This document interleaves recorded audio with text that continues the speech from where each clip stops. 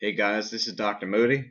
I'm going to do my first ever tutorial on Reason and Record, specifically how to bring your old Reason songs into Record. In about a week's time, Reason 6 will be dropping, and at that time, I have a feeling a lot of guys maybe have been using Reason for a while and never got into Record, may consider upgrading to Reason 6, which is basically just a carbon copy of Record with a few extra bells and whistles. So hopefully this will continue to be a important or useful at least tutorial even after Record is no longer. So here it goes. I made this little fake song here with a few tracks and 3 channels on the mixer. I got an insert effect right here on my maelstrom is feeding into a screen. Also got a send effect in the form of a reverb. Got some automations. I've got a mastering combi. So anyway, I kind of made it to represent a typical track. And here we go. Let's close this up, and I'm going to open up Record, and we'll pull up the same file and Record now, and we'll see what happens. One of the first things you're going to notice about Record is how awesome the mixer is. It's a huge improvement over the old mixer. And the problem is, let's open up this file here. The problem is with the new mixer, when you open up an old file, an old Reason file into Record, let's see, let's show you the mixer here so you see for yourself. It's going to feed the whole mix just into one channel on the mixer. So it only, in converting the file into Record, only uses one mix channel. That's not anywhere near ideal, and we're going to want to change that if we're going to utilize this new mixer here. And that's worth utilizing, because check this out. On every channel you got a dynamic section with compression, a noise gate, low pass filter, high pass filter, much improved EQ area. You even have controls over your insert effects in this mixer, as well as your send effects. You got 8 of them here instead of 4 like in the old mixer. And of course your level and your pan and such. So anyway, let's see if we can't get, duplicate all 3 of our channels from our old mixer. Where is it? Right there. All 3 channels. Let's see if we can't duplicate that, but in our new mixer. And that's the point of this tutorial. So let's do it. Let's flip the rack over and have a look at the master section. This is our new master section. This is new for our Record and Reason 6. I'm going to go ahead and show the insert effects area. It's kind of like a combinator, okay? It just opened it up. And I'm going to also open up our old mastering combi here. And let's go ahead and select everything inside of our old mastering combi. And we're going to select it and drag it in to the new master section. And let's also go ahead and reroute that into our new mastering section and no longer use the old mastering combinator. So here we go. Drag from here to here, here to here, here to here, and lastly there. Alright, so now we're no longer using this old mastering combi. I'm just going to drop these other routings just to clarify what I'm doing. Clicking on it and deleting it because we no longer are using it, no longer need it. And that one channel we had in the mixer which the master was feeding into, we no longer need it either. So let's delete it also. Alright, so that's now our mastering section. Also notice that on the master section it also has our inputs and outputs and such for our send effects.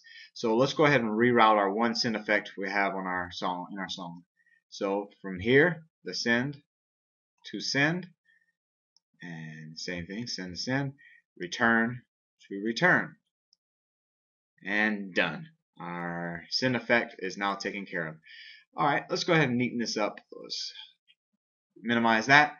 Now let's move on to making 3 channels in our new mixer to replicate or duplicate our old channels. Okay, so for every channel in the new mixer you need to create a mix channel mix device. So mix device right here, let's create 2 more. Create mix channel, create mix channel. Cool. So let's just reroute instead of into these old inputs on this old mixer. Sorry about that. Let's reroute them into the new inputs on these mix devices. So that's one channel, your second channel, and the third. Alright. So now basically our routing's all done. Pretty easy. The only routing that you're going to really want to do right now is if you decide to take advantage of the new controls in the mixer for insert effects. As I showed you before, you can control insert effects in the new mixer. So, oh, by the way, here's our 3 channels. Ta-da! Flipping back to the rack, let's go ahead and set ourselves up so we can utilize those controls for insert effects. As I stated earlier, my maelstrom is running through a screen, so the screen is the insert effect for my maelstrom. Let's reroute this a bit differently. Let's drop all these old routings here. Let's route directly out of the maelstrom into that same channel. Okay, so now we bypass the screen 4. But I do want the screen 4, so what we're going to do is show insert effects on that channel and drag and drop our screen 4. Let's see, here we go, right here, into that area. So again, this is kind of like a combinator also. And okay, moving on. If we're going to utilize it, we have to route it too. So from our maelstrom into the mix channel, out back into the screen 4, and then from our screen 4 back into the mix channel. So it's now kind of like a send effect rather than an insert effect, but it's an insert or a send effect basically for one channel. So that's all routed. It's good to go, but it's not really doing anything it wasn't doing before unless we do a little work here. This is like a combinator, like I stated. It even has a programmer. So let's show programmer. And you'll notice, like a combinator, it has our 4 rotaries and 4 buttons, which can be customized. So let's click on screen 4. And let's say we want our rotary 1 to control damage control. Sure, why not? So now when I turn my rotary knob, I get turning also on the damage control. And let's go ahead and just rename that damage. There we go, damage. And if we flip to our rack, we'll notice that now that same rotary knob is represented in our rack. Damage. There we go. Cool. So let's flip back to the rack again. Let's neaten some of this up. Okay, so in the rack we've done all our routings now, and we just need to start kind of copying some of our parameter controls and values and moving on to over to the new rack. Problem with that is the old mixer used MIDI values for levels 0 to 127, and on the new mixer I'm going to open up both the mixer pane and the rack pane at the same time by pressing both F5 and F6 here.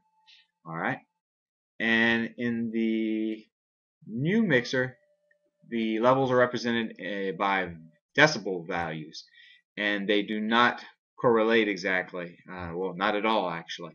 So if you're going to reset your volumes, you have to use your ear and a bit of trial and error until you get the levels correct. That includes levels for our sound effects. Or you can actually Google MIDI, MIDI decibel conversion chart, or specifically MIDI decibel volume conversion chart, and we should get some hits that should bring up some charts that will give us conversions from one value to the other, which should get us in the right ballpark, at least really close, and you can tweak from there.